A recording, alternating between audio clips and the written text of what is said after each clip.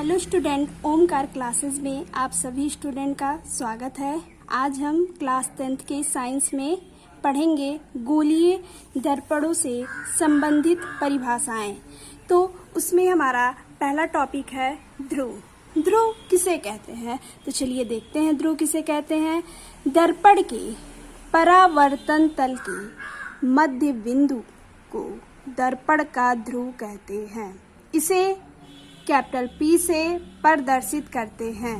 देखिए क्या कह रहा है, दर्पण के परावर्तन तल के मध्य बिंदु को दर्पण का ध्रुव कहते हैं।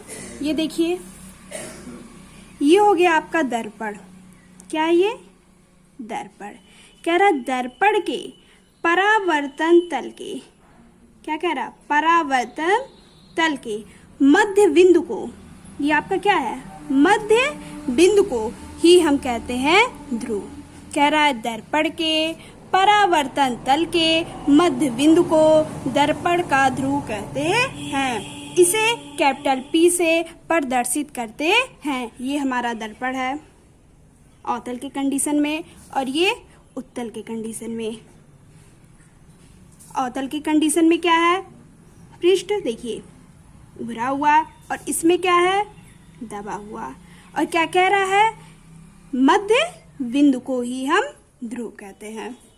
फिर हमारा अगला टॉपिक है वक्रता केंद्र। वक्रता केंद्र किसे कहते हैं? गोलीय दर्पण जिस खोखले गोले का भाग होता है उसके केंद्र को दर्पण का वक्रता केंद्र कहते हैं। इसे कैपिटल C से प्रदर्शित करते हैं। क्या कह रहा है, गोलीय दर्पण, क्या कह रहा है, गोलीय दर्पण जिस खोखले गोले का भाग होता है उसके केंद्र को ही कहते हैं वक्रता केंद्र। और इसे किससे डिनोट करते हैं? डिनोट मतलब यानी कि प्रदर्शित, कैपिटल C से। तो गोलीय दर्पण जिस खोखले गोले का भाग होता है उसके केंद्र को ही हम वक्रता केंद्र कहते हैं। अब हमारा अगला टॉपिक है वक्रता त्रिज्या। वक्रता त्रिज्या किसे कहते हैं देखते हैं। गोलीय दर्पण जिस खोखले गोले का भाग होता है, गोलीय दर्पण जिस खोखले गोले का भाग होता है उसकी त्रिज्या को दर्पण की वक्रता त्रिज्या कहते हैं। अब देखिए, गोलीय दर्पण जिस खोखले गोले का भाग होता है उसकी त्रिज्या, ये देखिए क्या है, दूरी देखिए, त्रिज्या R है ना, इसी को ही हम कहते हैं वक्रता त्रिज्या। इसे हम किससे डिनोट करते हैं? R, radius. देखिए, तो गोलीय दर्पण जिस खोखले गोले का भाग होता है उसकी त्रिज्या को दर्पण की वक्रता त्रिज्या कहते हैं। ये है आपका अवतल की कंडीशन में, और ये आपका है उत्तल के कंडीशन में। अब हमारा अगला टॉपिक है मुख्य फोकस। तो देखते हैं मुख्य फोकस किसे कहते हैं।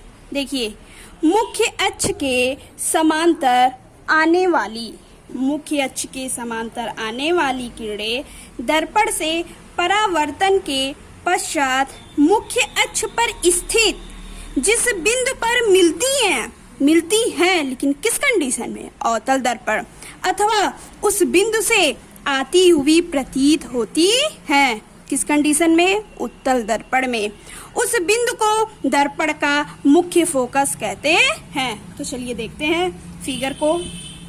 देखिए, कह रहा है मुख्य अक्ष के समांतर आने वाली किरणें, ये हमारा क्या है, दर्पण। क्या है? दर्पण।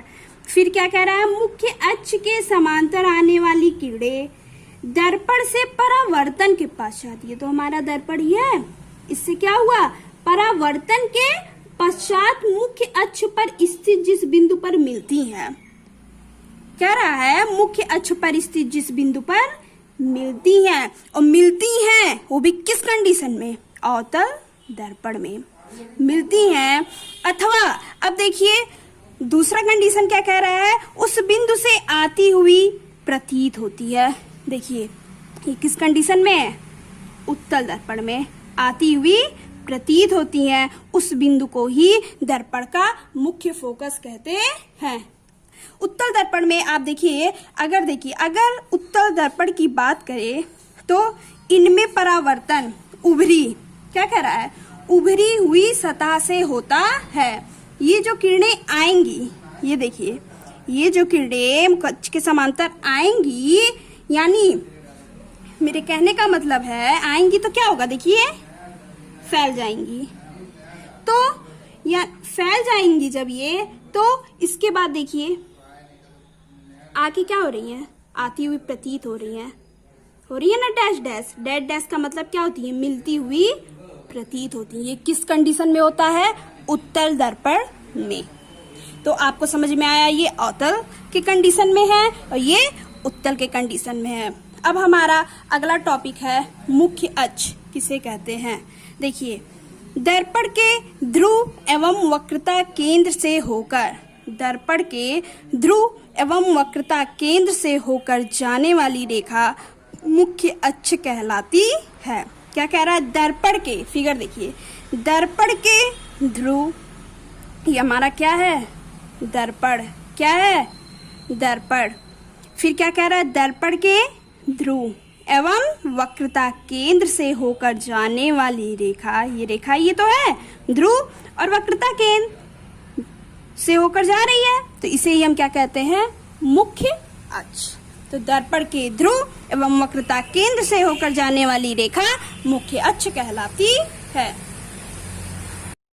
अब हमारा अगला टॉपिक है फोकस दूरी किसे कहते हैं। तो चलिए देखते हैं, दर्पण के ध्रुव से मुख्य फोकस तक की दूरी को दर्पण की फोकस दूरी कहते हैं। क्या कह रहा है, दर्पण के ध्रुव से मुख्य फोकस तक की दूरी को दर्पण की फोकस दूरी कहते हैं। चलिए चित्र के माध्यम से समझते हैं कि फोकस दूरी किसे कहते हैं। तो देखिए, ये हमारा दर्पण है ना, अवतल दर्पण।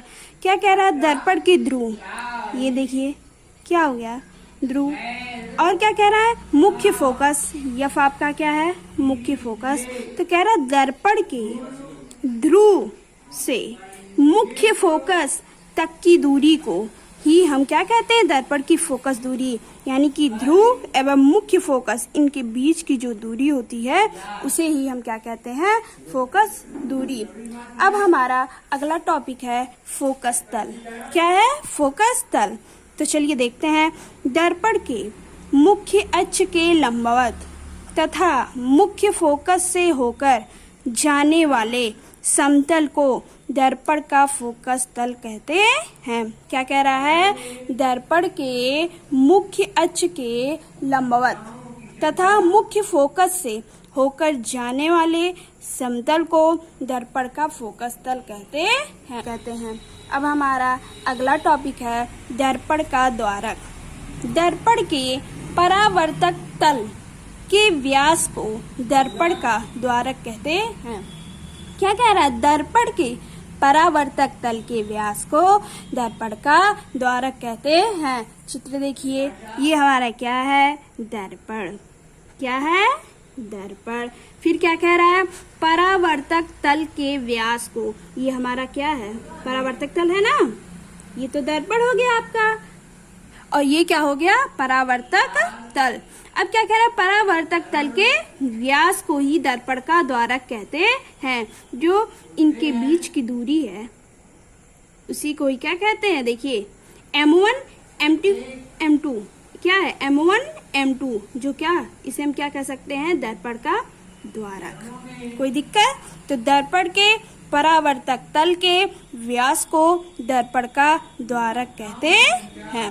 अब हमारा अगला टॉपिक है गोलीय दर्पणों से बनने वाले प्रतिबिंब को खींचने के नियम। तो चलिए देखते हैं कि गोलीय दर्पणों से बनने वाले प्रतिबिंबों को खींचने के नियम क्या हैं। देखिए, इसमें कह रहा है किसी वस्तु का दर्पण द्वारा प्रतिबिंब बनाने के लिए निम्नलिखित 3 नियम है।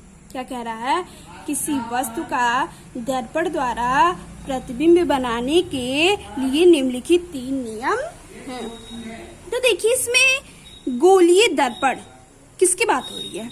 गोलीय दर्पण। तो गोलीय दर्पण मतलब उत्तल दर्पण और अवतल दर्पण, उनसे प्रतिबिंब कैसे बनाए जाते हैं, उनके नियम चलिए देखते हैं। पहला क्या कह रहा है? दर्पण की मुख्य अक्ष के समांतर चलने वाली किरण परावर्तन के पश्चात मुख्य फोकस में से या तो होकर जाती है अवतल दर्पण या मुख्य फोकस से आती हुई प्रतीत होती है उत्तल दर्पण में।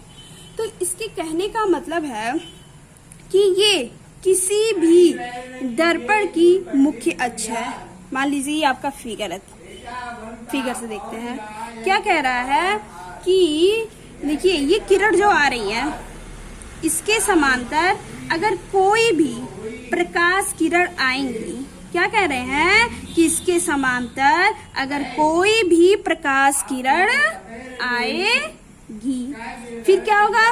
वो दर्पण से, ये कौन सा दर्पण है? अवतल दर्पण। कौन सा दर्पण है? अवतल दर्पण।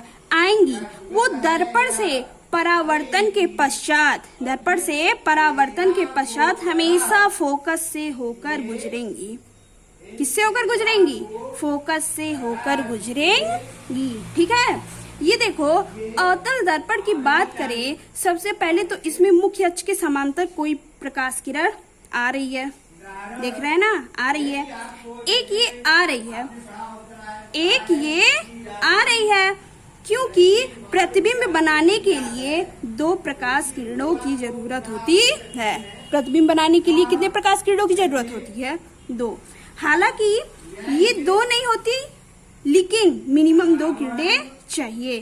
तो लेते हैं, तो पहले मैंने मान लिया कि ये समांतर आती है, देख रहे हैं ना, समांतर आती है। फिर दूसरी यहाँ से, तो इसके पहले देखिए आई, परावर्तन के पश्चात क्या हो रही है? फोकस से होकर जाती हैं।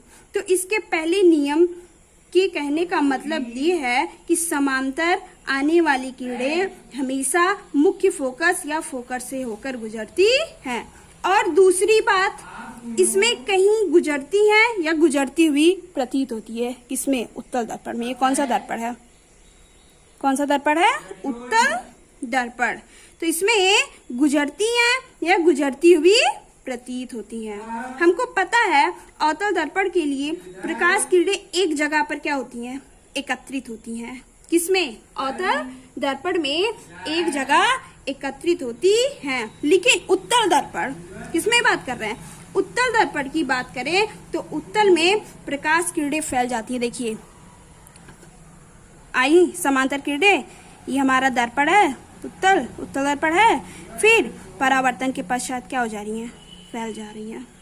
फैल रही है कि नहीं? देखिए, तो ये कभी मिल नहीं सकती, तो हम इनको ऐसे मानते हैं पीछे बढ़ा के। देखिए बढ़ा रहे हैं ना, डैश डैश।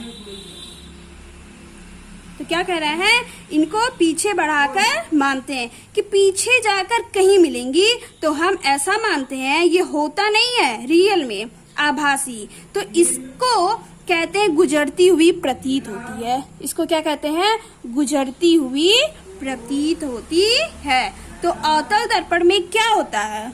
अवतल दर्पण में क्या होता है? गुजरती है, और उत्तल दर्पण में गुजरती हुई प्रतीत होती है। तो समझ में आया? पहला नियम क्या था?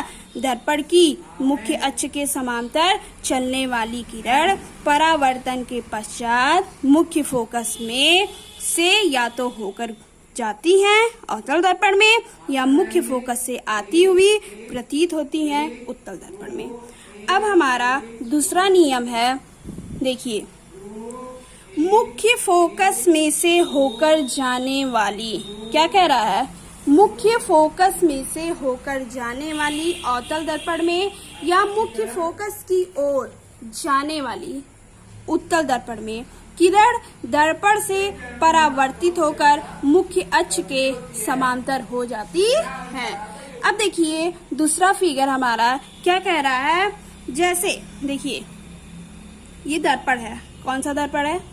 अवतल। ये कौन सा दर्पण है? उत्तल। तो देखिए जैसे फोकस पर कोई वस्तु है, यहाँ से प्रकाश किरणें आ रही हैं, देख रहे हैं ना, मान रहे हैं फोकस पर कोई वस्तु है, यहाँ से प्रकाश किरणें आ रही हैं, यानी कि प्रकाश किरणें आ रही है ना, तो डायरेक्शन ये होगी। देखिए डायरेक्शन क्या होगी, ये होगी ना, और ये परावर्तन के पश्चात क्या हो जाती है, समांतर। देखिए हो रही है ना समांतर, परावर्तन के पश्चात यहाँ आई और परावर्तन के पश्चात समांतर हो जाती है।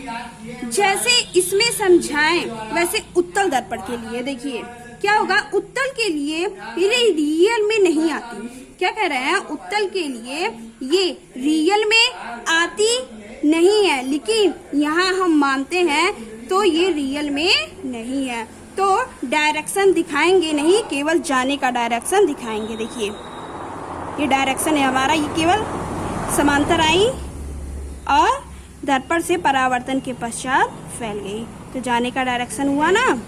अब हमारा तीसरा नियम है, देखिए वक्रता केंद्र में को होकर जाने वाली अवतल दर्पण में या वक्रता केंद्र की ओर जाने वाली उत्तल दर्पण में किरण परावर्तन के पश्चात अपने ही मार्ग पर वापस लौट आती है। चलिए फिगर देखते हैं, क्या कह रहा है कि वक्रता केंद्र में होकर जाने वाली या वक्रता केंद्र की ओर जाने वाली किरण परावर्तन के पश्चात अपने ही मार्ग पर वापस आती हैं। कोई प्रकाश किरण आई, ये क्या है, कौन सा दर्पण है, अवतल। ये कौन सा दर्पण है, उत्तल दर्पण है। तो कोई प्रकाश किरण आई, देखिए आई ना, देख रहे हैं ना, ये दर्पण है हमारा और ये प्रकाश किरण आ रही है। अवतल दर्पण में देख रहे हैं सी से गुजर रही है, तो ये वापस परावर्तन की क्या हो जाती है, उसी माध्यम में चली जाएंगी, जा रही है। ये हमारा अवतल दर्पण था, कोई प्रकाश किरण आई, वो भी कहाँ से, सी से होकर आ रही है और परावर्तन के पश्चात उसी मार्ग में वापस लौट जाती हैं। अब देखिए जब ये वापस लौट जाती है तो ये अवतल दर्पण के लिए था। अब देखिए उत्तल दर्पण में क्या होता है, कोई प्रकाश किरण आएंगी सी से, देखिए मान लीजिए कोई प्रकाश किरण आएंगी ना सी से, गुजरेंगी नहीं, क्योंकि परावर्तन के पश्चात ये कोई किरण आई, परावर्तन के पश्चात ये कहीं से वापस चली गई और हम इसको पीछे बढ़ा के क्या करते हैं, पीछे बढ़ाकर मान सकते हैं। देखिए डैश डैश मान रहे हैं कि ना, तो यहाँ आभासी रूप से आई, ठीक है। इसमें क्या हो रही, परावर्तन के पश्चात वापस चली गई और इसमें हमने क्या किया, पीछे बढ़ाया, आभासी रूप से आई।